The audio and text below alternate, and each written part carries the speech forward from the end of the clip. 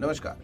मुंबई से सटा हुआ एक शहर है वसई विरार, जहां का जो पॉपुलेशन ग्राफ है करीब 35 लाख है, लेकिन यहाँ पे नियम कानूनों की धज्जियां उड़ाने का ग्राफ कहीं ज्यादा है। और इसके साथ ही यहाँ पे जो अपराध है उसके ग्राफ बढ़ रहे हैं और वॉयलेशन नियम के जो किए जाते हैं, नियमों की अवहेलना की जाती है, उसका भी ग्राफ तेजी से बढ़ रहा है। ये जो मुद्दा जुड़ा हुआ है, मैं जिस मुद्दे की बात करने जा रहा हूँ, इसमें एक अच्छी खबर भी है और लोगों के लिए चिंता वाली भी खबर है। अच्छी खबर ये है कि वसई विरार शहर में जो मार्शल्स अपॉइंट किए गए थे, उनके नाम पे जो लोग अवैध वसूली कर रहे हैं, उनमें से 2 लोगों को पुलिस ने पकड़ा है और उनके ऊपर एफआईआर दाखिल हुआ है। वो भी डकैती करते हुए रंगे हाथ पकड़े गए हैं, जिन्हें हम वसूली कहते हैं। तो ये तो मामला हो गया, आपको प्राथमिक तौर पे बता दें। इसकी डिटेल की बात करें तो नालासोपारा का तुलिंज इलाका है, तुलिंज क्षेत्र है, तुलिंज पुलिस स्टेशन। उस क्षेत्र पर तुलिंज रोड पे 2 जो है कथित मार्शल, जिनको महानगर पालिका ने लाइसेंस दिया है और वो लाइसेंसिंग प्रक्रिया की तरह काम शुरू है, और उन्हीं के नाम पर अवैध तरीके से जो वसूली की खबरें आ रही हैं, जिसकी खबरें हम आपको लगातार देते आ रहे हैं। हमने पहले भी इस मामले में कई खबरें बताई और कई मुद्दे के साथ, एविडेंस के साथ आपको चीजें पहुंचाई। बावजूद इसके अभी तक महानगर पालिका की तरफ से सिर्फ एक शो कॉज नोटिस इशू की गई है। खैर, फिलहाल हम उसके बारे में बाद में बात करते हैं। आज का जो रिसेंट घटनाक्रम है उसको बता दें कि नालासोपारा पूर्व के तुलिंज रोड पर 2-3 लोग खुद को मार्शल बता रहे थे, और एक गरीब व्यक्ति जो बेगारी होता है, जो मजदूरी करता है दिन का 500-600 रुपए पे, वो आदमी नालासोपारा ब्रिज के नीचे से अपने घर की तरफ पैदल जा रहा था वापस, और वहां पर ये 3-4 जो है डकैत वहां पे खड़े होकर उससे कहते हैं कि तुमने गुटखा खाया है, तुमने पान खाया है और तुमने यहाँ थूका है। वो व्यक्ति शॉक हो जाता है कि मैंने तो ना गुटखा खाया है, ना मैंने थूका है, फिर ये कौन लोग हैं। तो उसमें एक आदमी उसको पकड़ के ले जाता है, जहाँ पे 2-3 और खड़े रहते हैं व्यक्ति, उनके पास लेके जाता है और कहता है कि ये साहब हैं और ये तुमको बाकी बातें करेंगे। तो साहब ने क्या बोला कि तुमने गुटखा खाया, इसलिए तुमको 1000 रुपये फाइन लगने वाला है। अब बेगारी आदमी जो था, उसके पास कहीं पैसा भी नहीं था और उसने कोई अपराध भी नहीं किया था, तो उसे इस बात का प्रेशर बढ़ गया, दिमाग में उसका टेंशन बढ़ गया कि मैंने तो कुछ किया ही नहीं है, तो आखिर ये पैसा क्यों और कैसे।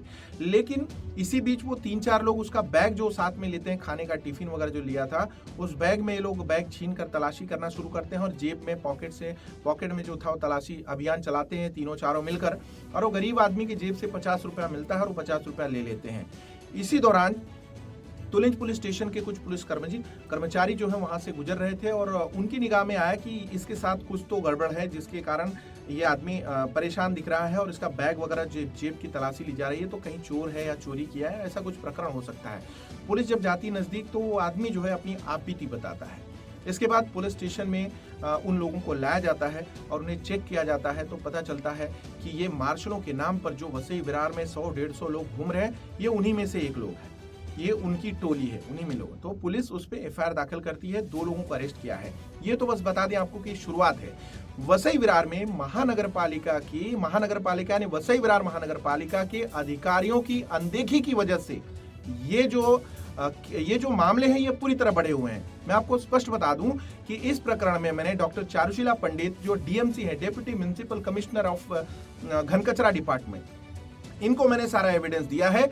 उन एविडेंस में क्या बता दूं कि ये इस तरीके के मार्शल शहर में जाके, दुकानों में जाके, बड़े प्रतिष्ठानों में जाके, कल कारखानों में जाकर, वहां पे जाके और अपने आप को कभी एटीएस, कभी पुलिस, कभी महानगर पालिका कर्मी, कभी आरोग्य अधिकारी, कभी इंस्पेक्टर बता के लाखों रुपया वसूल रहे हैं।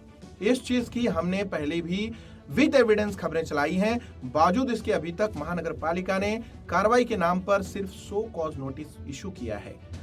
इस बारे में मैडम चारुशीला पंडित का क्या कहना था कि पूरे वसई विरार के लिए, लॉ एंड ऑर्डर के लिए पुलिस जिम्मेदार है, और पुलिस अगर ऐसे लोग वसूली करते हैं तो पुलिस उन पे कार्रवाई करनी चाहिए और पुलिस को उस पे कार्रवाई करनी चाहिए। और साथ में उन लोगों के लिए भी उन्होंने कहा कि जिनके यहाँ से वसूली की जा रही है, चाहे 10,000 हो या 5,000 हो या 5 लाख हो, उनको जाके पुलिस में मामला दर्ज करना चाहिए। ये तो उनका एक पक्ष हो गया।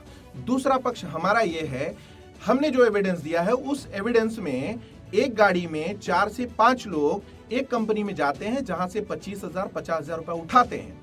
ये तो मुद्दा हो गया। मैडम का कहना है कि अगर पैसा अवैध तरीके से वसूली की गई तो पुलिस के पास जाना चाहिए, लेकिन मैडम को ये बताना जरूरी समझा और बताया कि मैडम उसी गाड़ी में 2 लोग मार्शल जो कहते हैं वो अधिकृत तौर पे मार्शल आपने अपॉइंट किया है, उनके साथ 4 लोग अगर या 40 लोग अगर घूम रहे मार्केट में, तो ये आपके टैक्स पेयर्स को इस वसूली से कौन बचाएगा? ये तो पहली बात हो गई। दूसरी बात ये कि वसई विरार शहर महानगर पालिका क्षेत्र में 42 मार्शल्स आपने ऑथराइज किए हैं, अपॉइंट किया है, लेकिन उसकी मॉनिटरिंग कौन करता है? उनके साथ आपका कोई कर्मचारी नहीं रहता है, और अगर रहता भी है तो निश्चित तौर पे जो पैसे उठाए गए उसमें उसने भी उसका भी हिस्सा होगा। इसकी जांच कौन करेगा?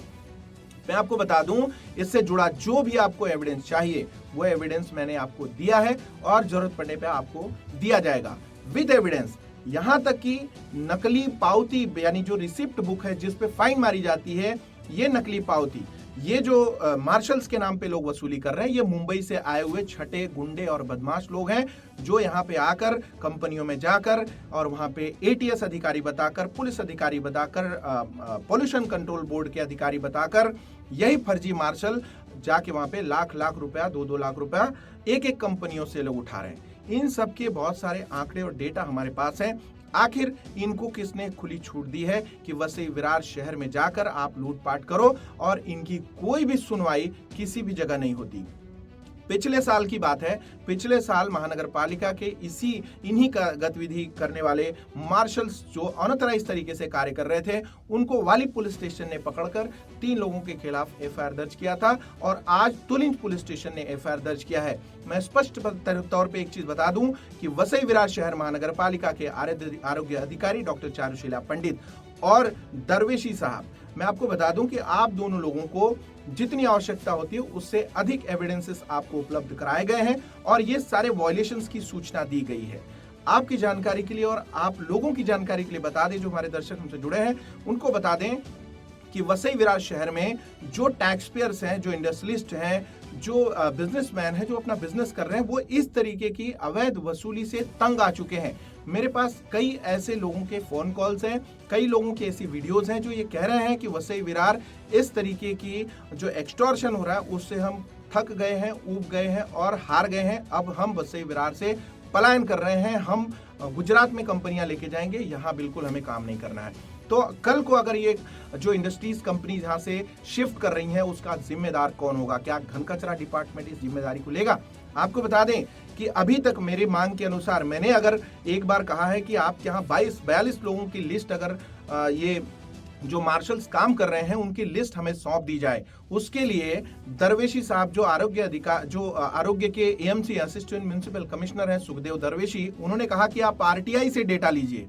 अब आप सोचिए कि एक अधिकारी जो डॉक्यूमेंट पब्लिक में जाना चाहिए इस अवेयरनेस के तौर पे कि ये 42 लोग हैं, वो लोगों की लिस्ट हमें आरटीआई से मांगनी पड़ेगी क्योंकि हम गलत का विरोध कर रहे हैं। तो इसका मतलब ये हुआ कि इस तरीके के लूटपाट को संरक्षण आप दे रहे हैं, सवाल खड़ा होता है और इसकी भी जांच होनी चाहिए। ऐसे अधिकारी जो इतने वायलेशंस का रिकॉर्ड देने के बाद, इतने वायलेशंस के एविडेंस देने के बाद सिर्फ 100 कॉज नोटिस इशू करते हैं, उनकी भी भूमिका संदेहास्पद है, जिसकी भी जांच होनी चाहिए।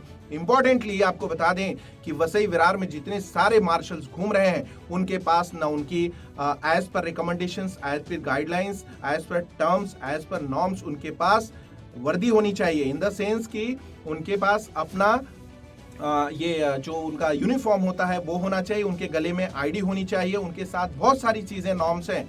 और दूसरी चीज सबसे इंपॉर्टेंट कि उनको किसी भी इंडस्ट्रियल कंपनी में जाना अलाउड नहीं है, किसी भी इंडस्ट्रियल कंपनी में घुस के वहां पे पेपर चेक करने की अथॉरिटी नहीं है। ये टेंडर वाले लोग हैं जिनकी पुलिस एनओसी होनी चाहिए। और हमारे सूत्र ये बता रहे हैं कि महानगर पालिका में ये जितने 42 काम कर रहे हैं उसमें से अधिकतर लोगों के ऊपर एफआईआर्स हैं और उन एफआईआर्स की वजह से इनके पास एनओसी नहीं मिली है और इन्होंने महानगर पालिका में एनओसी नहीं जमा की है। शायद इसी डर से महानगर पालिका के अधिकारी पत्रकारों को इसकी जानकारी शेयर नहीं कर रहे हैं। लेकिन याद रखिएगा, जो भी पैसा वसूल हो रहा है वसई विरार से, ये पैसा अनधिकृत है, अवैध है और ये महानगर पालिका के खाते में पैसा नहीं आ रहा है। मैं आपको एक चीज और बता दूं कि अभी तक जून से लेकर अभी ये जनवरी महीना है, फरवरी महीना है, इस दौरान अभी तक कितने पैसे की वसूली हुई है, इस बारे में भी हमने डिपार्टमेंट से जानकारी मांगी, लेकिन उसकी भी जानकारी हमें शेयर नहीं की गई।